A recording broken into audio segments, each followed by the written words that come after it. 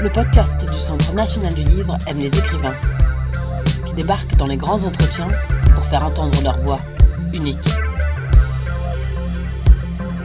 Au programme Chemin de traverse, écriture qui bouleverse. Écoutons les pensées, sages, énervées, extatiques, et laissons-nous bousculer pour ne plus revenir à l'identique. Rencontre avec Tristan Garcia, un écrivain qui se fraye un chemin à travers les sentiers de la conscience, bordés par des affects multiples, aléatoires et contraires, à la façon d'un pèlerin et à la manière d'un homme moderne. Difficile de résumer l'œuvre de Tristan Garcia, qui écrit aussi bien des romans que des essais philosophiques ardus, sans se départir pour autant d'une volonté de rendre intelligibles ses propos. Récompensé par le prix de Flore en 2008 pour son livre « La meilleure part des hommes », il reçoit le prix du livre inter pour son recueil de nouvelles « 7 » chez Gallimard toujours. Il vient de publier « Laisser être et rendre puissant », un traité métaphysique aux presses universitaires de France en 2023. C'est parti. Bonjour Tristan Garcia. Bonjour. J'ai choisi une citation à la fin de votre livre « La meilleure part des hommes » pour commencer cet entretien. Notre origine se révèle un peu tardivement, notre destinée est avec un peu de lassitude, un peu de soulagement, un peu d'effroi. La manière dont on le comprend dépend de la manière dont on a d'abord voulu ne pas le comprendre et être libre. Écrire, c'est rejouer sa vie, c'est décider d'y croire. Alors d'abord, moi, j'ai pas du tout de mystique de l'écriture, j'ai pas de religion de l'écriture. Donc j'ai jamais eu l'impression que dans ma manière d'écrire de la littérature ou d'écrire de la théorie aussi, si on en reviendra, j'ai jamais eu l'impression d'y jouer ma vie, mon destin ou mon salut. Pourtant, c'est ça qui est un peu paradoxal. Donc je suis quelqu'un de très irreligieux. Enfin, j'ai jamais cru en Dieu. Je viens de familles qui ont eu des croyances politiques plutôt. Mes parents étaient plutôt formés par mai 68 et par le gauchisme. Je suis pas du tout de formation religieuse. Et par contre, ce que j'ai mis dans l'écriture, c'est le fait de croire au salut, mais pas au mien, pas à mon destin, mais à celui des personnages. C'est ce qui m'a toujours, là par exemple dans la meilleure part des hommes que vous citez, mon problème c'était avoir un personnage insauvable, le personnage de Willy. Qu'est-ce qu'on en fait ? Il a l'air complètement insauvable, il veut pas être sauvé, qu'est-ce que je fais ? Et mes questions dans l'écriture, toujours, c'est jamais mon destin, c'est jamais le mien. Il m'intéresse pas en fait trop, le mien. C'est celui de personnages, d'autres que moi, d'autres vies que la mienne. Donc ça m'intéresse toujours de savoir, avec un mélange forcément un peu de mégalomanie, où comme écrivain on se met à être le responsable de la vie de quelqu'un, de son personnage, comme de son enfant. Mais c'est drôle, mon destin m'intéresse pas énormément. Alors c'est lié au fait qu'en littérature, j'ai jamais pratiqué l'autofiction. J'ai un rapport assez distancié en tout cas à la fiction de soi, à l'autobiographie, même à mon propre récit familial au fond. Donc je sais pas très bien si peut-être c'est quelque chose que je me cache dans l'écriture, ce que j'ai voulu sauver de moi, des miens, de ma famille. J'arrive pas bien à me poser cette question-là. Peut-être que j'ai tort. Comment expliquez-vous ce rapport viscéral à la politique qui transparaît également dans vos lignes? C'est plus que transparaître. Pour le coup, c'est vraiment familial, disons je vais être obligé de faire le roman familial cette fois que je n'écris jamais.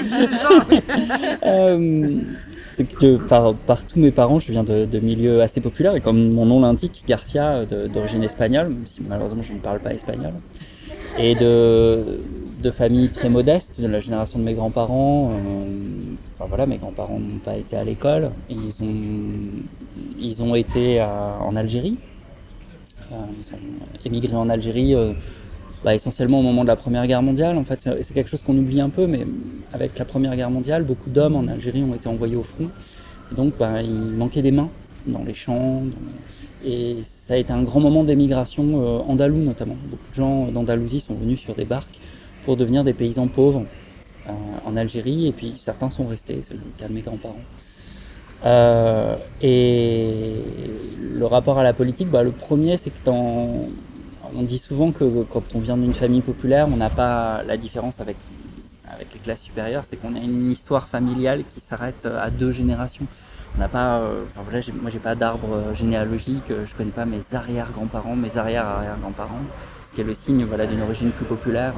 Mais aussi loin que la mémoire familiale me porte, c'est-à-dire la génération de mes grands-parents, il y a eu la guerre d'Espagne, qui a beaucoup marqué, et la Seconde Guerre mondiale. Et alors, un de mes grands-pères, par exemple, pendant la guerre d'Espagne, c'est pour essayer de situer mon cadre politique, donc était très à gauche. Une partie de ses frères, ils étaient 10, une partie de ses frères s'est engagée, était disons plutôt anarchiste, mais s'est engagée du côté républicain. Et leur engagement, qui était très digne et très beau, s'est accompagné du fait qu'ils ont un peu abandonné la famille. Et notamment, c'était des hommes, ils ont abandonné aux femmes, aux sœurs et à la mère le soin de tous les enfants. Et j'ai toujours gardé ça en tête, qui est un mélange de goût et d'attrait pour l'émancipation politique, pour la lutte, et en même temps l'idée qu'il y a toujours une sorte de prêt à payer souterrain, que personne n'est complètement un héros, que celui qui va aller combattre, peut-être que de l'autre côté dans sa famille, c'est sinon un salaud, du moins quelqu'un qui a aussi des effets de domination, qui s'appuie complètement. Et dans une autre partie de ma famille, j'ai un grand-père qui a été déporté, qui était déporté pour homosexualité, qui est le triangle rose, et qui, voilà, quand il est revenu tragiquement des camps, a été marié plus ou moins de force à ma grand-mère. Et voilà, comment le dire, en tout cas, il était pour le moins misogyne, et ma grand-mère en a énormément souffert, mon père en a beaucoup souffert aussi, c'est-à-dire qu'il fallait tenir ensemble le fait qu'il était une victime de l'histoire, incontestablement. Il avait été déporté, il avait été dans les camps, et en même temps il se comportait en tyran domestique. Et donc, je ne sais pas si c'est mon goût pour la politique, mais j'ai une sorte, je me sens toujours tenaillé, et c'est quelque chose qui passe après dans mes romans, par cette espèce de dilemme qui me vient probablement de l'histoire familiale, entre des camps qui sont jamais clairs, et toujours un doute, je dois dire, que j'ai, qui est de m'engager pour une juste cause et de toujours avoir l'idée qu'il doit y avoir un point sombre de cette juste cause quelque part. Je sais pas, je vais sans doute mal la citer, mais je me souviens d'une phrase de Proust que j'avais longtemps en tête, où Proust disait quelque chose comme dans toute grande victoire, il y a un cheval qui pleure. Idée un peu mystérieuse, dans tout grand triomphe. C'est-à-dire l'idée que même quand on combat pour le bien, et même quand on l'emporte, il y a quelque chose qui souffre, il y a quelqu'un qui souffre. Il y a de la défaite, il y a un prix à payer. Et je ne saurais pas trop quoi en faire politiquement, parce qu'à un moment, politiquement, il faut s'engager, il faut faire les choses. Mais par contre, le roman, c'est un lieu où ce doute-là qui m'a toujours tenaillé, il trouve toujours sa place. Voilà. Les histoires, selon vous, grandissent à l'ombre des secrets ou alors sur un coin de table? Alors j'aime bien l'idée du coin de table, c'est là où j'écris en général. J'aime bien, j'ai aucune religion de l'écriture, un rapport très laïque à l'écriture, et j'aime bien écrire dans les cafés, et notamment parce que dans les cafés, là où on est actuellement, on se parle. Alors là, c'est pas le cas, il n'y a personne autour de nous. Quelque chose que j'aime beaucoup, c'est le fait qu'il y ait du son, qu'il y ait une bande son permanente. Et l'idée que je sois détourné, que j'essaye de concevoir une histoire, c'est ma volonté, et qu'il y a plein d'histoires du monde qui m'arrivent par les discussions. Et j'ai l'impression d'être sans cesse happé ou tiré par... parfois, c'est même pas le contenu de ce que dit quelque chose, mais le ton, le timbre d'une voix, un reproche, un sanglot étouffé, quelque chose dans les discussions qui vient détourner mon histoire.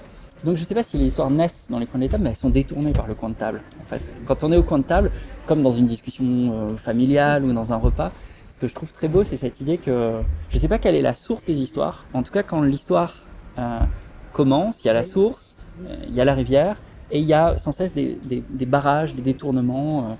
Donc je ne sais pas comment naissent les histoires, mais moi ce qui m'intéresse, c'est comment elles sont transformées. Et elles sont beaucoup transformées sur les coins de table. Vos personnages et leur intensité vibrent différemment selon les temporalités du roman. Comment intégrez-vous le rapport au temps dans votre œuvre? Et enfin, cherchez-vous à éloigner la finitude? Ça fait beaucoup de questions. Beaucoup de questions sérieuses. Le rapport au temps, le roman, c'est le temps. Le roman, c'est prendre des idées, des valeurs, des sentiments, des sensations, peu importe, les mettre dans des corps et les faire durer. Et en fait, l'épreuve de vérité, je ne sais pas s'il y a une vérité du roman, mais l'épreuve de vérité du roman, c'est le temps. C'est à partir du moment où les choses durent. Dans mon autre vie, on en parlera peut-être, je fais de la philo. Et en philo, les vérités, elles prétendent être des vérités éternelles ou intemporelles. On les dégage du temps, justement. Et le roman, c'est tout le contraire. Le roman, c'est quand on prend quelque chose, mais même pas une vérité, c'est peut-être quelque chose à quoi on croit, et on la met dans le temps. C'est l'épreuve du temps. Et on sait très bien que dans la vie, ce à quoi on croit, ce à quoi on a cru quand on était jeune, ce à quoi on croit, mais même pas d'une année à l'autre, parfois d'une saison à l'autre. Ce à quoi on a cru un été, l'hiver, le temps, la météo le change. Et pour moi, l'épreuve de vérité du roman, c'est ça. C'est-à-dire à partir du moment où on essaye, le romancier, il reconstruit les conditions du temps pour plonger des personnages, des croyances, des souvenirs, des idées, des sensations, de la beauté, peu importe, tout dans le temps. Et tout dans le temps, rien n'est complètement détruit, mais tout se déforme, tout se transforme, et le roman le montre tout ça. Et donc pas de roman sans temps, enfin évidemment, puisque c'est la seule chose au fond que le roman peut apporter, quoi, hein, sinon on n'en aurait pas besoin. Et il y a une phrase que j'ai gardée d'une lecture d'adolescent, c'est un théoricien du cinéma qui s'appelle Luc Moulet. Et Luc Moulet a fait un petit livre que je recommande, que j'aime beaucoup, qui s'appelle Politique des acteurs, où il essaye de considérer ce que ça serait de voir des films en supposant que ce sont les acteurs qui sont les auteurs du film. Il s'intéresse à Gary Cooper, James Stewart, des acteurs. Mais au début du livre, il a une phrase que j'ai souvent en tête sur Annie Girardot, sur le jeu d'Annie Girardot. Et il s'intéresse à l'overplay, au fait de surjouer. Il dit Annie Girardot, en fait, elle a un jeu un peu hystérique, dit-il, mais elle est à bloc tout le temps. Et comme elle est à bloc tout le temps, il le compare, dit-il, à un concert de cymbales. Il dit c'est comme si on avait un morceau de musique qui était constitué que de coups de cymbales en permanence. Et j'ai souvent en tête cet exemple parce que Luc Moulet dit le paradoxe, c'est qu'au bout d'un moment, ça crée un effet de plat. C'est-à-dire qu'on est tellement à intensité maximale tout le temps que au bout d'un moment, on a l'impression d'être sur un plateau. Et il dit ça fait un effet de plateau. Et j'ai souvent ça en tête, même dans la vie en dehors du roman, avec je pense que je suis pas comme ça, mais il y a des personnes que j'aime bien qui sont, c'est pas du tout hystérique est vraiment pas le bon mot, mais qui sont à bloc. Enfin, voilà. Et je trouve ça très beau, la capacité qu'on a à s'habituer à quelqu'un qui est à bloc. C'est-à-dire à s'habituer à un ton de voix, un débit, à une manière de faire, à une nervosité. On peut avoir des amitiés comme ça avec quelqu'un, on n'a pas du tout le même, je sais pas, je vais avoir un rythme plus lent que certains de mes amis. Et en même temps, cette rapidité, au bout d'un moment, elle produit cet effet de plateau, quoi. C'est-à-dire qu'au bout d'un moment, le concert de cymbales, il devient une sorte de basse continue, tranquille. Et alors, justement, ce qui m'intéresse comme romancier, c'est d'arriver à rompre avec ça. C'est-à-dire, autant dans la vie, je trouve ça assez beau quand on arrive à se familiariser avec des gens qui vont être sur une sorte de crête d'intensité tout le temps. En roman, c'est pas possible, parce qu'en roman, ça produit de l'ennui. Et donc, le problème, justement, de faire vibrer ces personnages, c'est de les faire vibrer, c'est-à-dire d'avoir des creux. Et pour moi, mes erreurs de romancier de jeunesse, c'était de mettre justement les personnages à bloc. Et je le dirais comme ça, je pense que la première erreur qu'on fait quand on est romancier, moi celle que j'ai l'impression de faire, c'est de vouloir être poète en étant romancier. Parce que le poète, c'est celui qui recherche l'intensité. Et dans un cadre poétique, je pense même que le poème, au fond, c'est un bloc de langage qui essaye de porter le langage à incandescence ou à un point d'intensité, ou le concert de castagnette ou le concert de cymbales. Et le roman, c'est le contraire. Le roman, c'est parvenir à produire des effets de contraste, des effets de creux, c'est-à-dire à introduire des moments à basse intensité, être capable d'écrire des phrases qui sont ordinaires, pas belles, pas intenses, pour arriver petit à petit à la pointe, à la phrase décisive qui va donner une impression d'intensité. Et c'est ça qui est compliqué parce que le roman, il intègre le prosaïque, l'ordinaire, l'ennuyeux, le plat. Il intègre aussi le creux pour produire des effets de pic. Et moi, j'ai l'impression d'avoir été d'abord un poète raté, c'est-à-dire quelqu'un qui cherchait l'intensité tout le temps. Et que dans le passage au roman, d'abord, j'avais pas compris ça.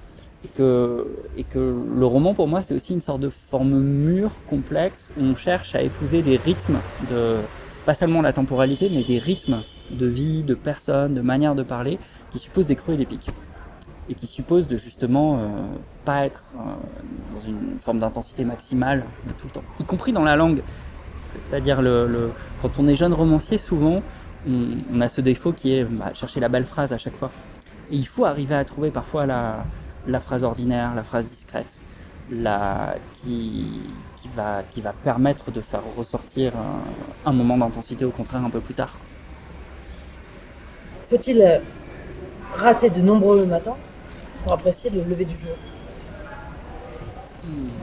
C'est dans Radios Aurore de London, donc le personnage est surnommé Radios Aurore parce que envers et contre tout, dans mon souvenir, il perd au jeu, il n'arrête pas de perdre dans la vie, mais il se lève chaque matin en voyant le soleil et en disant quelle Radios Aurore, c'est pour ça qu'on le surnomme Radios Aurore. Et je me souviens donc quand j'ai eu mon petit garçon que j'avais envie chaque matin quand il s'est réveillé de lui dire ah encore une belle journée d'une manière qui peut être un peu forcée parfois. C'est la chose, il faut faire attention aussi aux Radios Aurore ou encore une belle journée.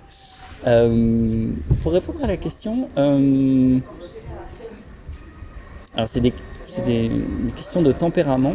Moi j'ai jamais de tristesse du matin. Je peux l'avoir j'ai jamais l'impression de matin raté.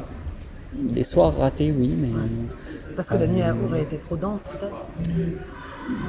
Ayant peu été un homme de nuit, ayant vécu plus la journée que la nuit, la récapitulation de ma journée est toujours venue plutôt le soir. Et il y a autre chose ici, je me souviens jamais de mes rêves, donc j'ai vraiment l'impression que la nuit et le sommeil pour moi est un non-moment, donc il ne me reste rien.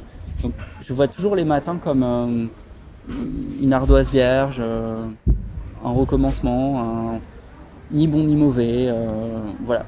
Qu'est-ce qui va s'écrire aujourd'hui.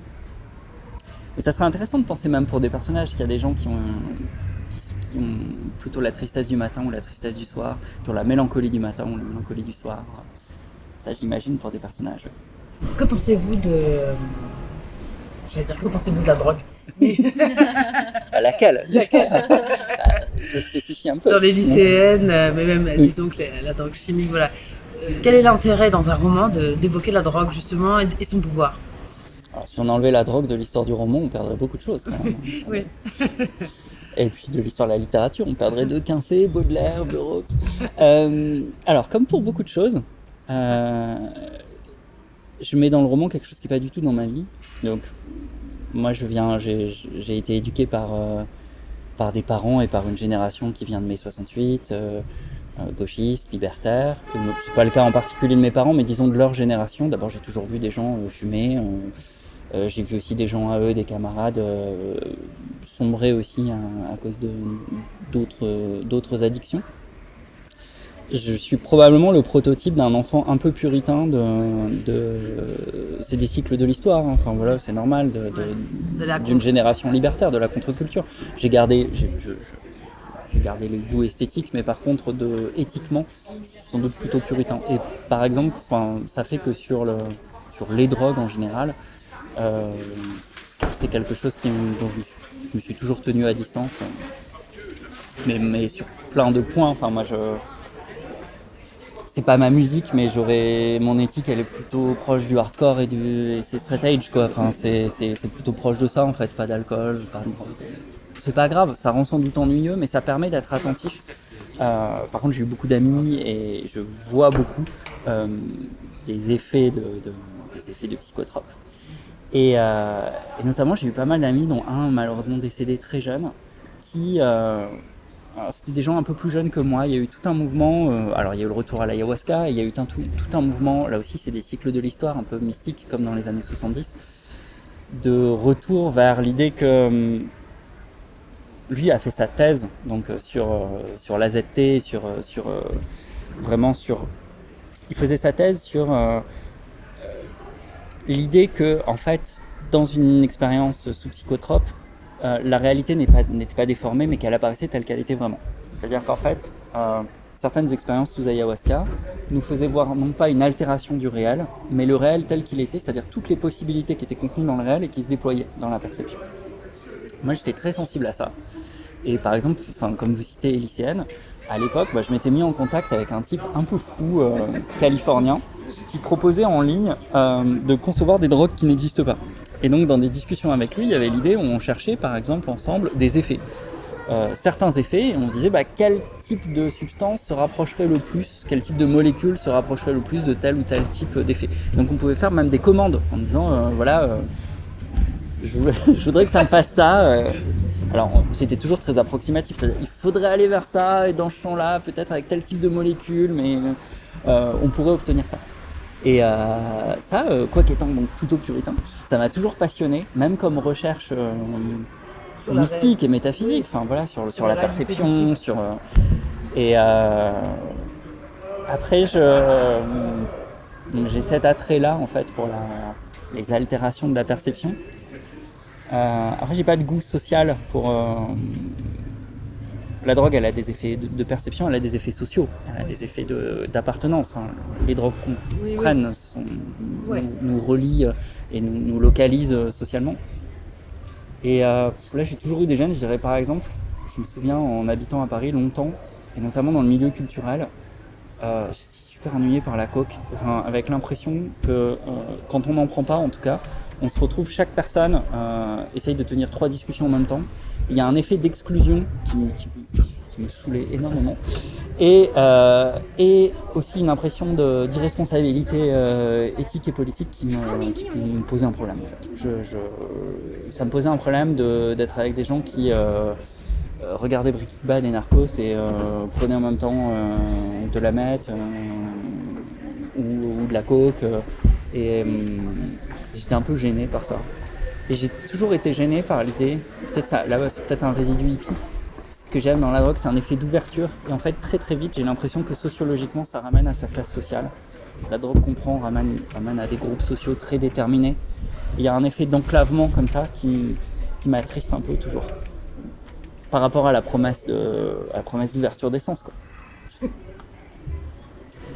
Ce serait quoi aujourd'hui être à contre-courant ? Alors malheureusement, je pense que vouloir être à contre-courant est une très mauvaise boussole. Parce que c'est comme vouloir prendre le contre-pied. C'est un signe d'intelligence, mais assez limité parce que il dépend du diagnostic qu'on fait de ce qui est majoritaire. C'est quelque chose, à mon sens, que j'ai vu s'emballer moi dans les années 90, des moments fin des idéologies et tout ça, et où a commencé à dominer comme boussole politique l'idée un peu avide de la subversion, qui pouvait tourner à l'esprit canal, qui pouvait tourner à des gens qui avaient lu un peu Debord, un peu de situationnisme, mais pas grand-chose non plus.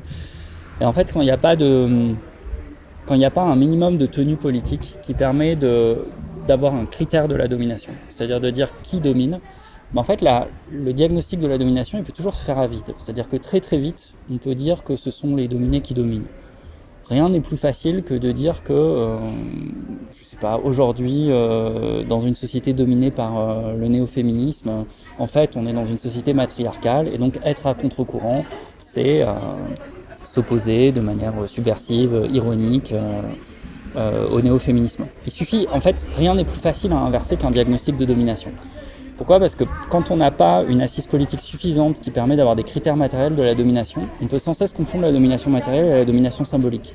Ensuite, il y a des champs de domination. C'est-à-dire que très très vite, on le voit bien aujourd'hui, on peut avoir deux diagnostics totalement différents en disant, je sais pas, le champ médiatique est dominé par l'extrême droite. Et on va mettre en avant le fait que CNews soit devenue la première chaîne d'information continue en France. Et de l'autre côté, les gens de CNews vont dire, regardez, sur France Inter et sur le service public, il n'y a que des gauchistes.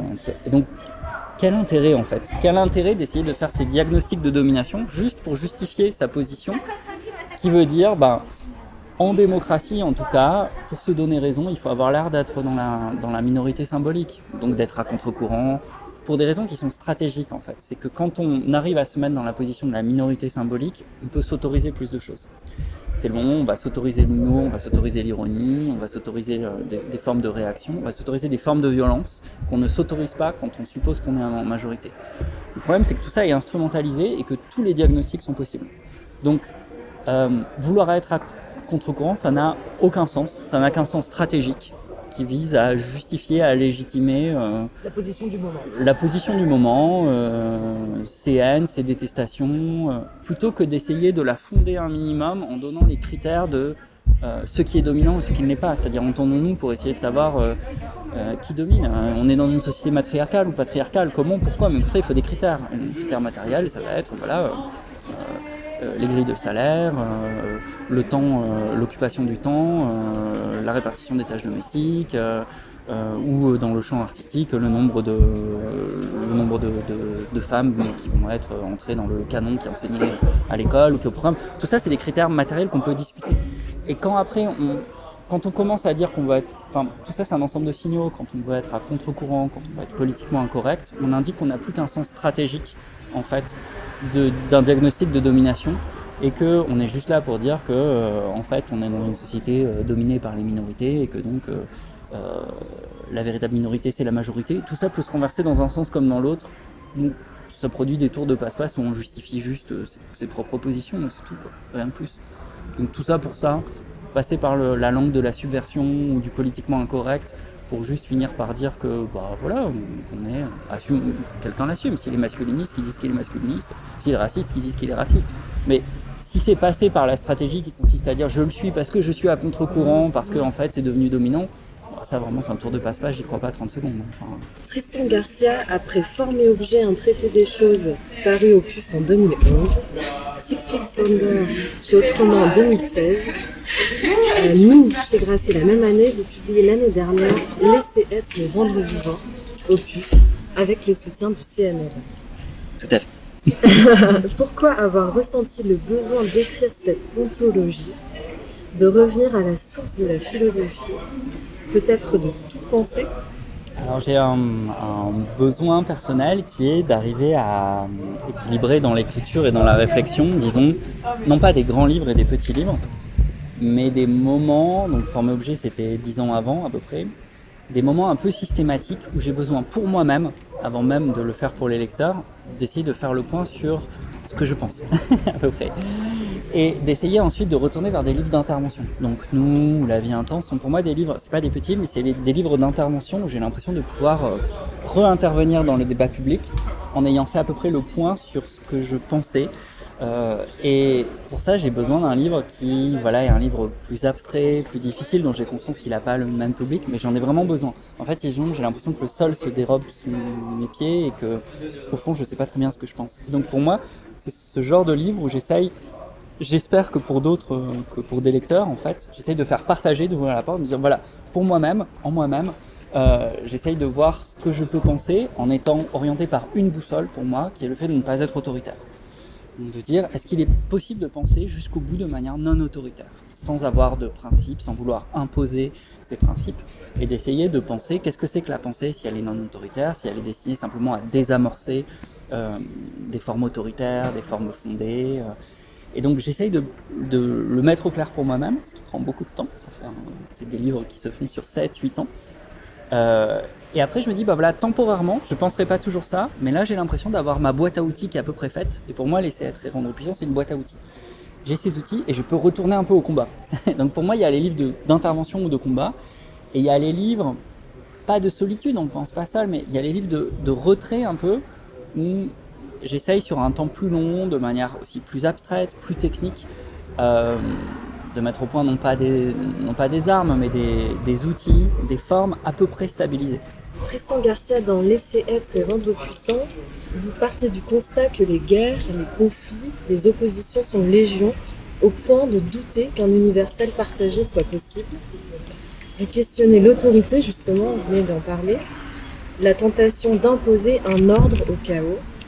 Tristan Garcia, est-ce qu'on peut se passer d'un geste d'autorité quand même, d'un geste d'autorité premier pour fonder du commun? Oui, je l'espère. C'est le sens de tout ce que j'essaye de faire.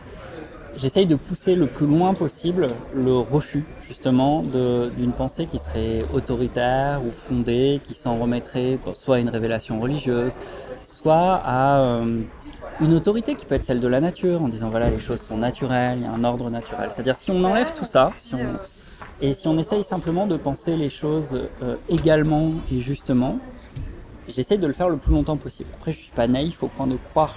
Je pense que ça n'est faisable qu'au prix d'une sorte de résistance que j'essaye de théoriser dans l'ouvrage. Donc, il faut arriver aussi à penser contre soi-même, ce qui n'est pas évident. Et je pense qu'il y a un prix à payer, et que le prix à payer, évidemment, c'est que au bout d'un moment, donc moi, mon but est d'essayer de montrer que pour penser de manière non autoritaire, il faut penser de manière égale. Et que pour penser de manière égale, il faut être capable de considérer toute chose ou tous les êtres également. C'est-à-dire de ne pas commencer par se représenter une hiérarchie ou une échelle des êtres. Alors le plus simple dans l'échelle, dans les échelles des êtres, on peut avoir en tête des échelles médiévales, par exemple, dans lesquelles Dieu est tout en haut, il y a les anges, les êtres humains, puis il y a les animaux, puis il y a les végétaux. Donc il y a plein de moyens de classer, de hiérarchiser les êtres naturels. Mais aussi, il y a plein d'autres moyens par lesquels on va hiérarchiser entre des êtres réels, cette table que je peux toucher, et des êtres de fiction, par exemple, les personnages dont on parlait. Donc il y a plein de types de hiérarchies qui consistent à organiser le monde en essayant non seulement de distinguer les choses, mais immédiatement d'attribuer une valeur différente aux êtres et de produire ainsi des ordres du monde. Mon problème est d'essayer de montrer que ça a toujours été ma boussole, qu'il est possible de penser en distinguant les choses sans jamais les hiérarchiser. Et en gros, mon orientation de pensée, c'est de dire, voilà, il y a des pensées, j'essaye de me tenir à égale distance de pensées, je dirais, qui sont des manières de penser qui sont strictement des manières autoritaires, qui consistent à dire, si on hiérarchise pas, tout va devenir confus. Une expression politique de ça, c'est le fait qu'on vit dans un moment qui est clairement un moment réactionnaire, en Occident en tout cas, avec l'impression qu'on a manqué d'autorité, on a manqué de verticalité, et que tout ça c'est la faute du wokisme et de la déconstruction. On a voulu déconstruire toutes les catégories entre les choses, homme, femme, homme, animal, et qu'à cause de ça, on n'est plus capable de distinguer les choses. Moi, je veux toujours répondre à la pensée réactionnaire, c'est vous qui confondez. Vous confondez distinguer et hiérarchiser. C'est possible de distinguer les choses, de considérer les choses également, sans les hiérarchiser et sans confondre les choses. Et de l'autre côté, j'essaye aussi de me dégager d'un certain nombre de pensées qui, à mon sens, parce qu'elles ne veulent pas hiérarchiser, ne veulent pas distinguer. C'est-à-dire ne veulent pas ne veulent pas découper le monde, produire des effets de différence. Donc moi, ce qui m'intéresse, c'est même au niveau le plus abstrait, ce qui m'intéresse, c'est la découpe du monde. Comment on peut découper un monde sans commencer en découpant son monde avec des valeurs, des principes, d'une manière qui serait hiérarchisée. Mais néanmoins découper le monde. Et donc pas le livrer à la confusion. Moi, ce que je veux, ce que je recherche toujours, c'est trouver dans la pensée un moyen de dissiper la confusion, sans jamais produire d'effet d'autorité. C'est ça qui m'intéresse. Et alors, justement, pourquoi l'autorité, par moment, finit par s'imposer au monde? Ou en tout cas, on a cette perception que l'autorité finit toujours par s'imposer. Je pense qu'il y a deux raisons, profondément. La première raison, c'est que l'autorité, elle est fondatrice. Qu'on a une tendance fondationnaliste, c'est qu'on a tendance à avoir peur de se représenter un monde qui serait un monde sans fondement. On a tendance, mais je pense, je m'inclus, par exemple, je pense qu'il serait plutôt ma sensibilité politique. Je ne sais pas si on recherche l'égalité, par exemple, on va même vouloir, d'une certaine manière, la fonder en nature, c'est-à-dire dire qu'en fait, il est plus naturel que les êtres soient égaux. On n'arriverait pas complètement à tenir l'idée qu'on puisse défendre une valeur politique sans la naturaliser, sans penser qu'elle est la plus naturelle. De la même manière, c'est très rare d'avoir des gens qui vont essayer de légitimer une domination, toutes les formes de domination. Tous les gens qui ont voulu légitimer l'esclavage, ils ont voulu le fonder. Et un des gestes les plus humains, en fait, qui est le geste de la rationalité, c'est de chercher à fonder l'ordre du monde qu'on essaye de défendre.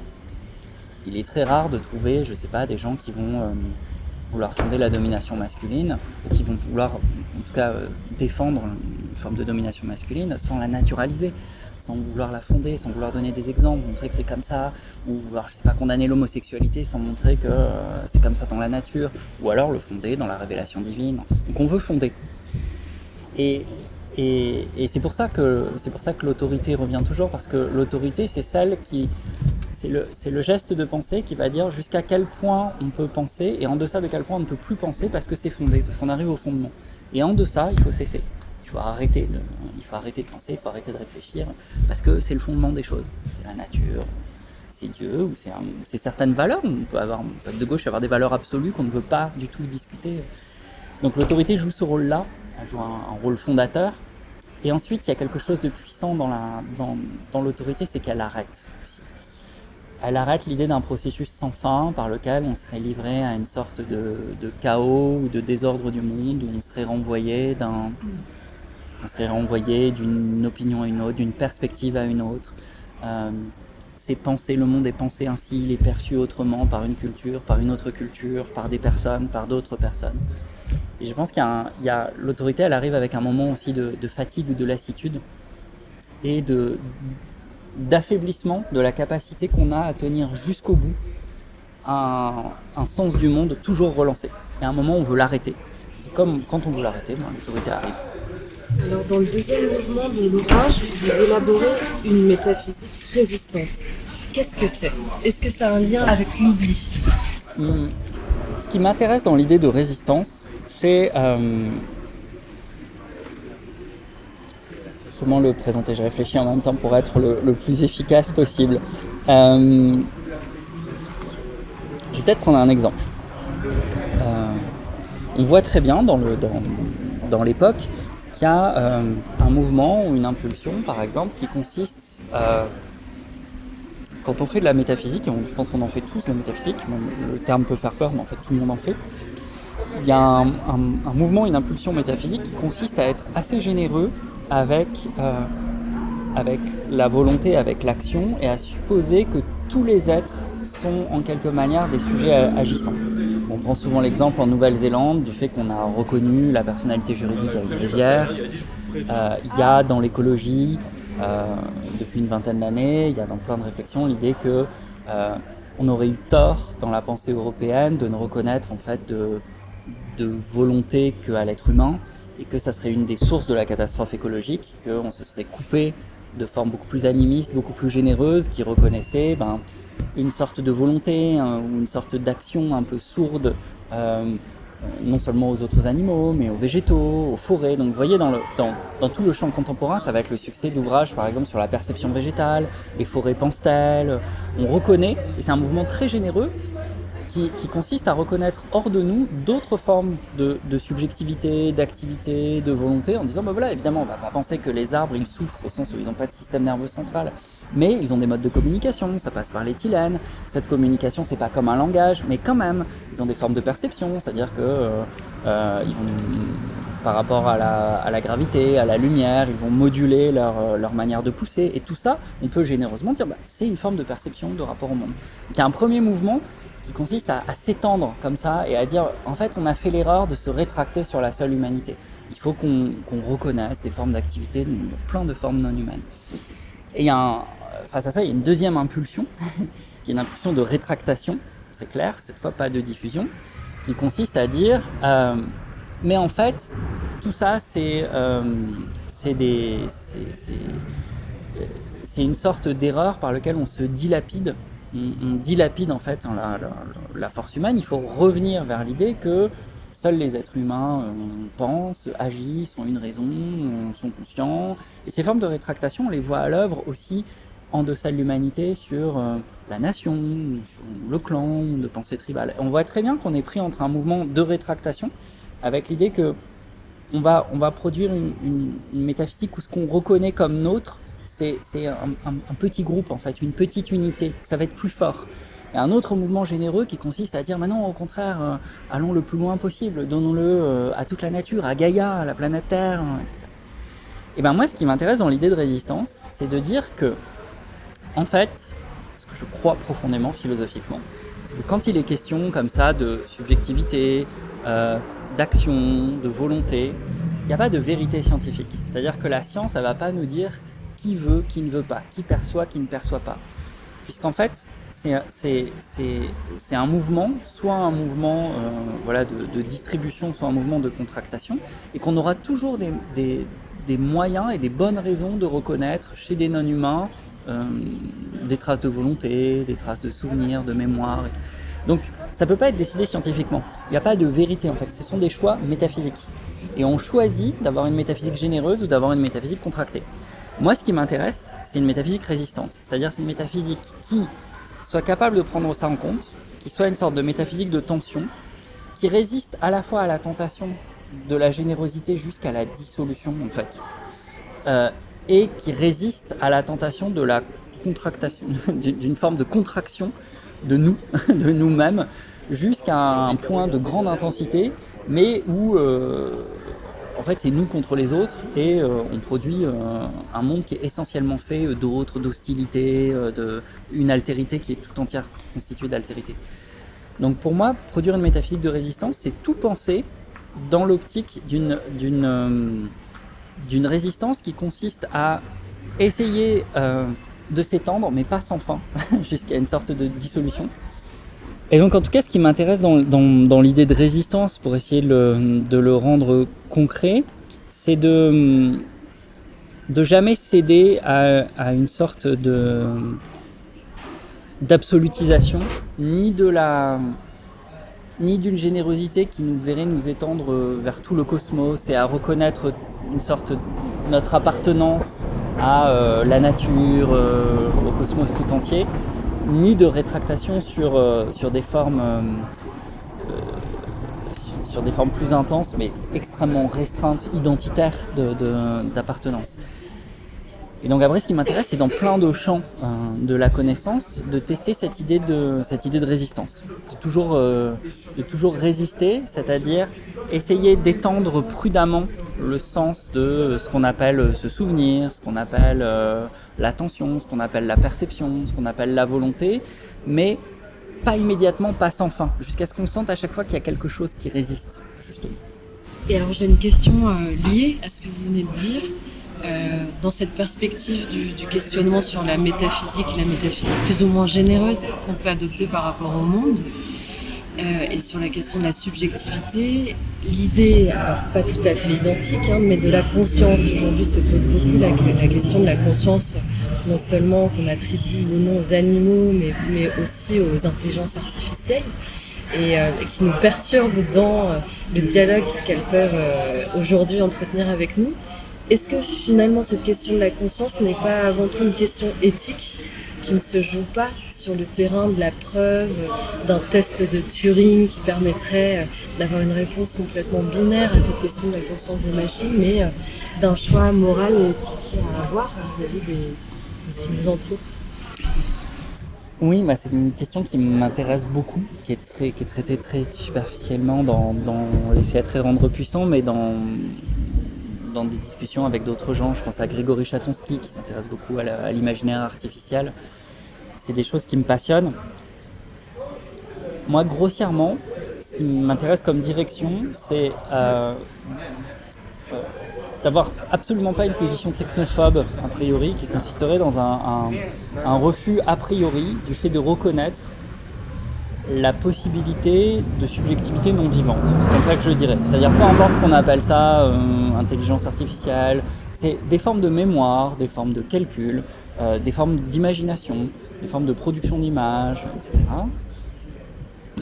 qui viendraient de systèmes automatisés dont le principal trait, c'est ça qui n'est pas réussi à mon avis dans la nomination qui vient de la conférence de Dartmouth, etc., sur l'intelligence artificielle. Le plus intéressant, c'est que ce soit non vivant. Jusqu'ici, toujours, l'intelligence, la conscience ont été liées au développement du vivant. C'est-à-dire c'est toujours sur une base vivante, à partir de corps, que se sont développées des formes d'intelligence. Ce à quoi on assiste à partir du XXe siècle, ou même un peu avant, avec les calculateurs, Ada Lovelace, la machine de Babbage, etc., c'est à certains aspects, en tout cas, de la subjectivité. Ça a d'abord été la mémoire et le calcul, mais il y en a plein d'autres, et l'imagination en fait partie, qui seraient décorrélés du vivant. C'est-à-dire que ça ne naîtrait pas de forme vivante, ça naîtrait de substrat non vivant. Et moi, dans mon optique plutôt généreuse et libérale d'abord, je trouve qu'il ne faut pas s'empêcher, on peut toujours s'empêcher a priori de reconnaître l'émergence de subjectivité. Il n'y a rien de plus simple. De la même manière que pendant longtemps, l'humanité européenne a pu avoir un rapport aux animaux non humains en disant, voilà, comme dans le texte célèbre de Malebranche, oui, c'est vrai qu'un chien, ça semble pouvoir émettre des cris et pleurer, mais si vous donnez des coups de pied dans votre chien, dit-il, il va se mettre à crier comme une horloge donne l'heure. Ça veut dire qu'on peut toujours refuser de voir de la subjectivité à l'œuvre. On peut toujours la renvoyer. Ici, par exemple, il renvoie la subjectivité animale justement à quelque chose de mécanique. En disant oui, c'est vrai, ça a l'air d'être sensible, mais en fait, c'est pas sensible. Vous savez, c'est juste un mécanisme.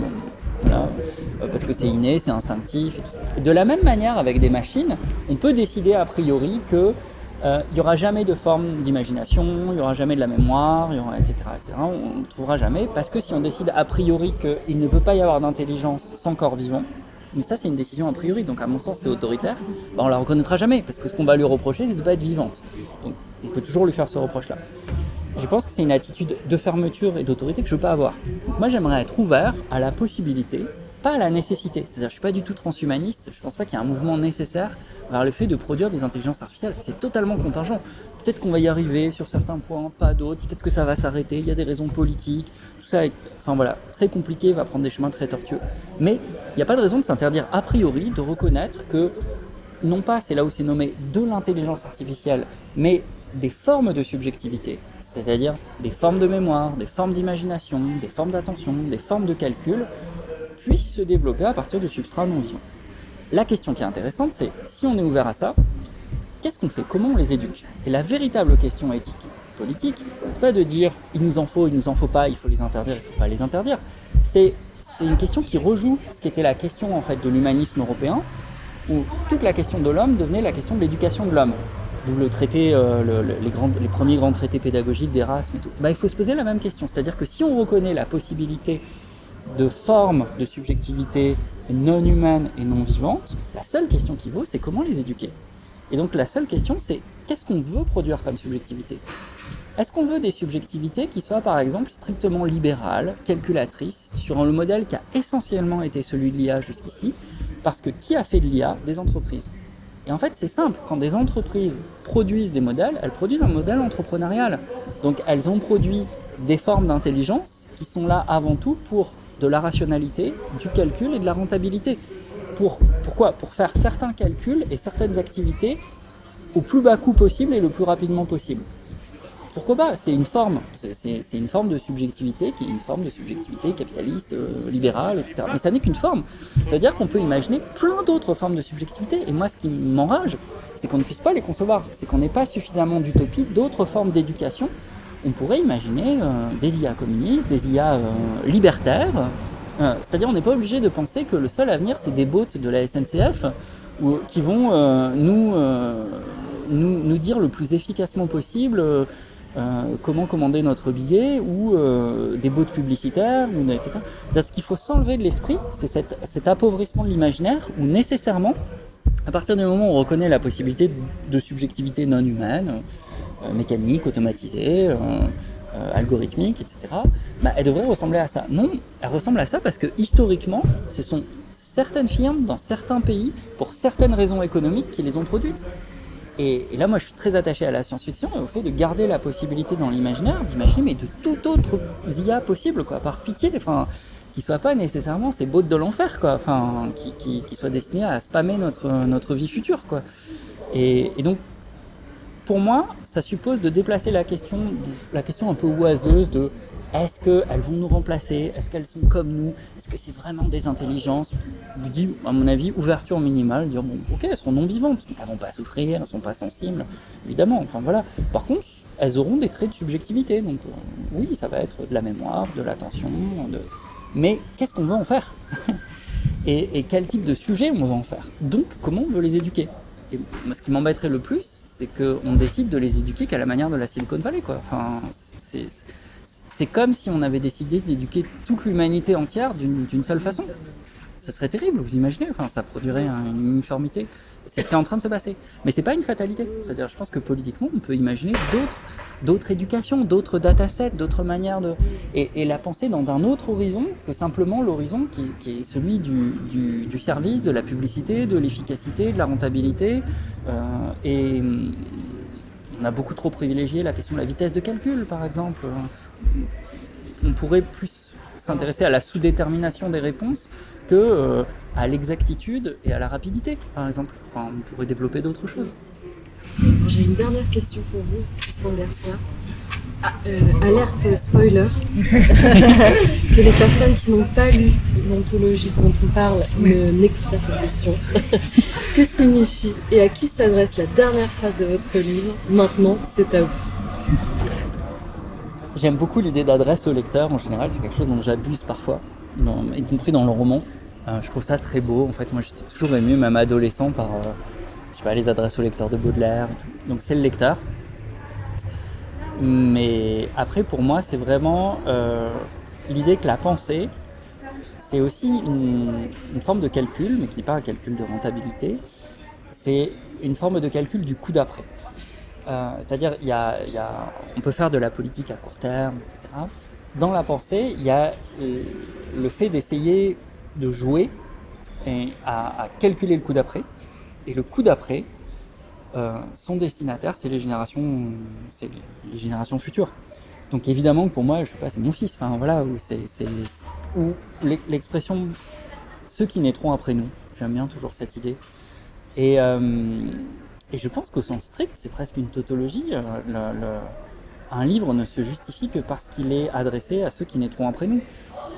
Sinon, on a la parole, on se parle. mais si on écrit, ou si on enregistre, peut-être, c'est forcément parce qu'on suppose qu'on veut une adresse supplémentaire, on veut s'adresser à ceux qui ne sont pas encore là. Et donc, quand on le fait, on désigne un vous qui est ceux d'après. Nos enfants, vos enfants, ceux qui viendront après.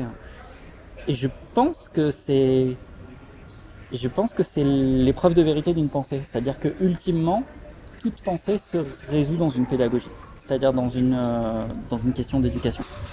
On essaye de penser le monde, et après, la véritable épreuve de vérité d'une pensée, c'est comment est-ce qu'on l'adresse à ceux qui viendront après. C'est-à-dire comment est-ce qu'on trouve un moyen de transformer cette pensée en une forme d'éducation. Donc moi, mon épreuve de vérité, c'est comment produire de l'éducation non autoritaire. Comment est-ce qu'on éduque de manière non autoritaire. Merci beaucoup, Tristan Merci. Garcia. Tristan Garcia a reçu une aide du CNL pour son projet d'essai « Laisser être et rendre puissant ». Dans une autre vie, il est maître de conférences et enseigne la philosophie à l'université de Lyon Jean Moulin.